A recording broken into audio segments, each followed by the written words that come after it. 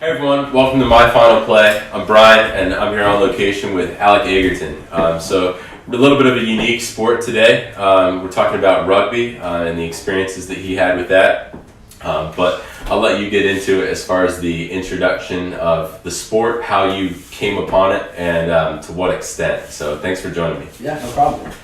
So rugby, I was growing up and I thought I knew of every sport. I was mentioning like cricket, I never would play it, but I knew about it. So I thought I had every sport up in my mind, already kind of thought of. Went to college and I was planning on wrestling and playing football, and then that didn't happen. So I ended up playing rugby. My buddy kind of pushed me into practice. I got to hit people. I wasn't hindered by pads. It was kind of like a little more fast-paced wrestling and football combined. And I just fell in love with it. I never, it was just odd never knowing about it and then being like, this is the sport for me. I was made to play this sport. So, yeah. So what position did you play, or as far as the positions go? So, there's two different kind of types of rugby. There's sevens, which is kind of everybody plays essentially the same position. I mean, there's a few niches here and there for bigger people and the smaller people. But in college, I played 15s, and that's essentially equivalent to like 11-on-11 football, as opposed to 7-on-7 football and sevens rugby. So I played fullback. Now, fullback, to relate it to like baseball, would be like center fielder. Okay. And you also have like your two wingers, which would be like my left and right fielder. Okay. Or to relate it to football, strong safety, corner.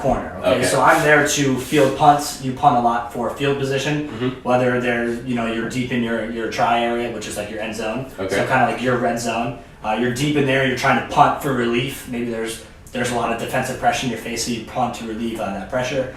So I'm there to field those punts. Also, you can punt like a Hail Mary. Okay. You know what I mean? The punt has to be a kick. So it'd just be like football. They have to be behind the line of scrimmage, essentially, which is set by the ball, which could be moving. You can kick a fade route, or you can't throw a fade route. The ball would have to go backwards. So the ball moves forward by passing backwards and running forwards. Okay. But like I said, with the kicks, I could kick it that way. So I could be out on the wing, and a buddy could kick it 30 meters up in the air, and I would run underneath it, catch it. Now that's how it preferably looks. A lot of times you're not that accurate with your kick, so it'll bounce a few times, and you've obviously got pressure too, trying to delay you from getting that ball or inhibit you. But so I played fullback, so kind of like strong safety in my first few years, and you're a safety net. When anybody breaks free, rugby is a line. There's 15 players, so I have 12. So I have 12 flat in a line, right? If there's any gaps in those lines, there are now creases for people to run through. Okay. If we're flat, we can cover the entire field, and you might run us over, but that's what you have to do to get past me. So I got my corner, my safety, right? So my wing, and fullback. So if anybody breaks free, now we float like a pendulum. So if they break free over here on the right side, my wing would slide up in to make that tackle, hopefully. I would slide over for support, and my backside wing would come play my position. Got it. So it's, we rotate like a pendulum. Now vice versa, if it broke on the left side, he would slide up, I would slide over, and he would slide back. So we essentially play the same position, I'm just deep man.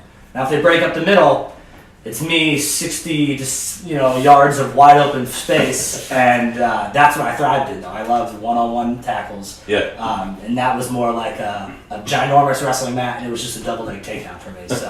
So as far as playing at that level, were you were one of the starters then? Yes. And how many years did you start then? So I was lucky enough to go 5 years, super senior. So I didn't play till midway through my second semester. So I started for 4.5 years. Okay, so let's just take this in a second. You never played the sport, never learned the sport up until that point, because it was one of those that you said you hadn't even discovered. Yeah.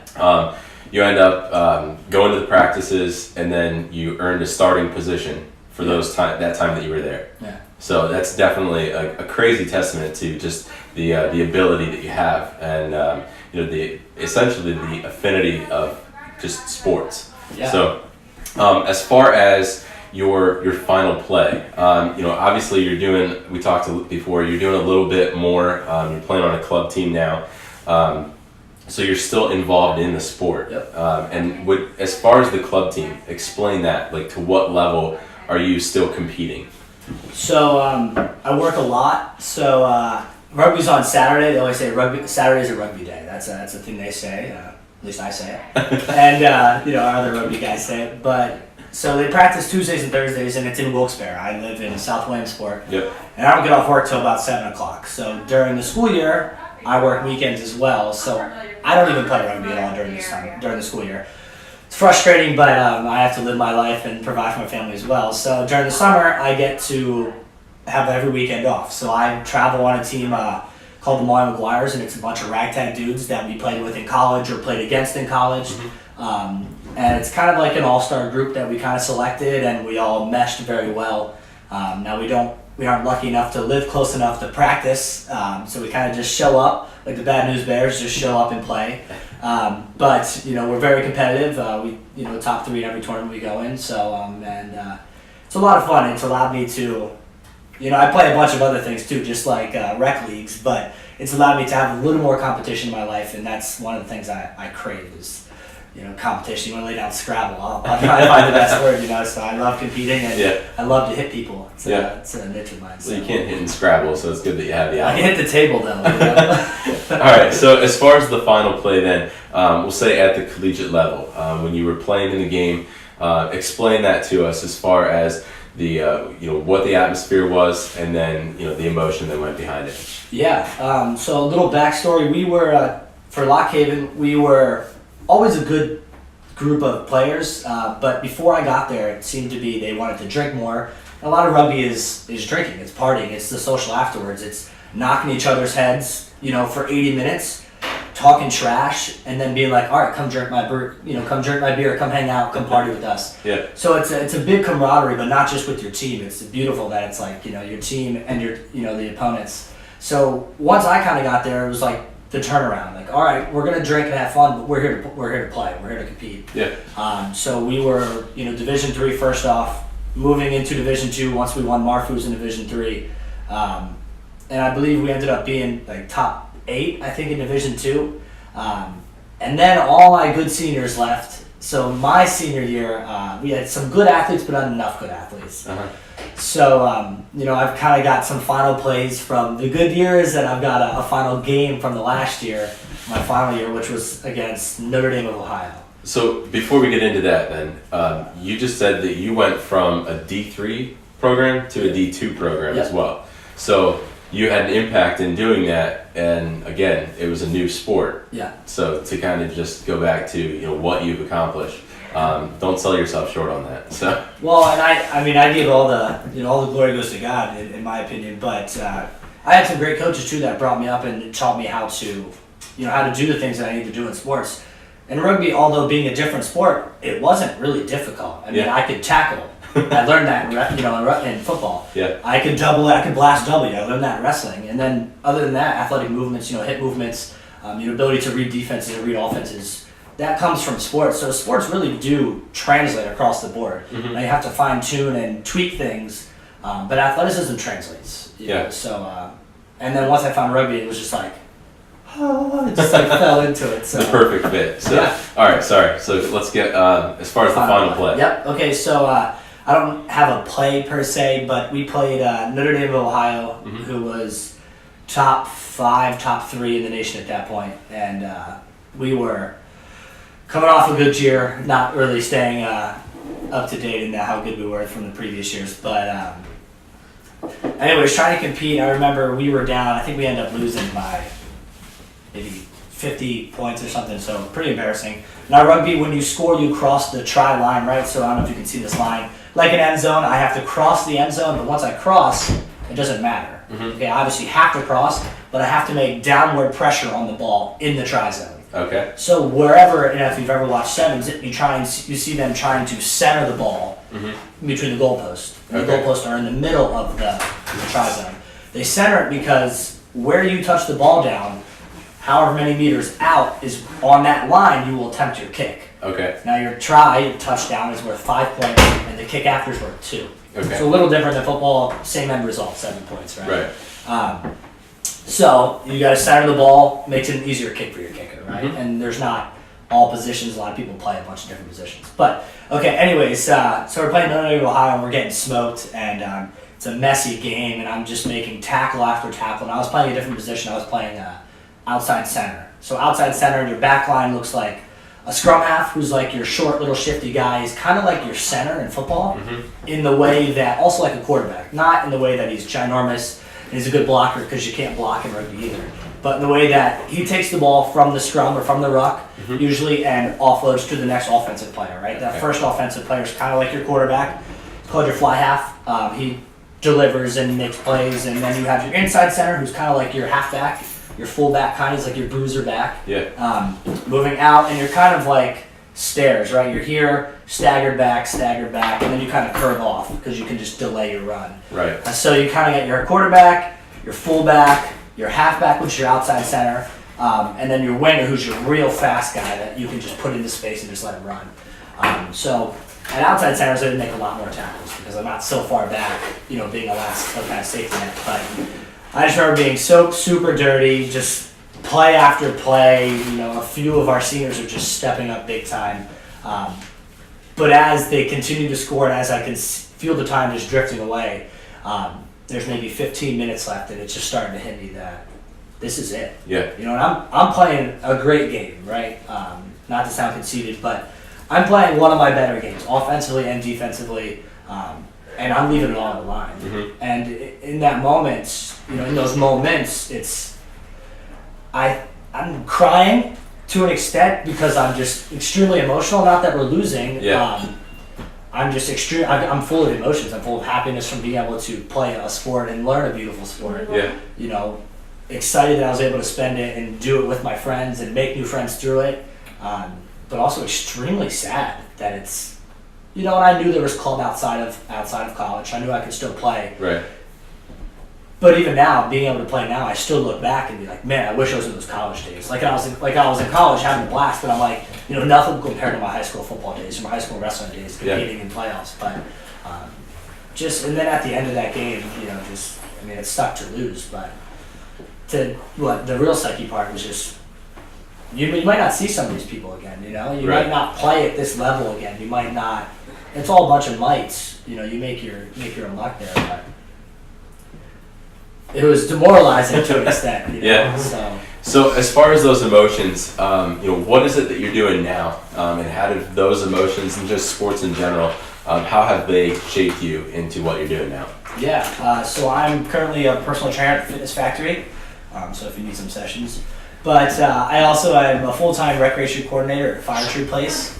So I coordinate any type of recreation programs for adults, for youth. I've currently got like a ping pong tournament coming up, a dodgeball tournament after that. So I try to give opportunities for the community to have some fun.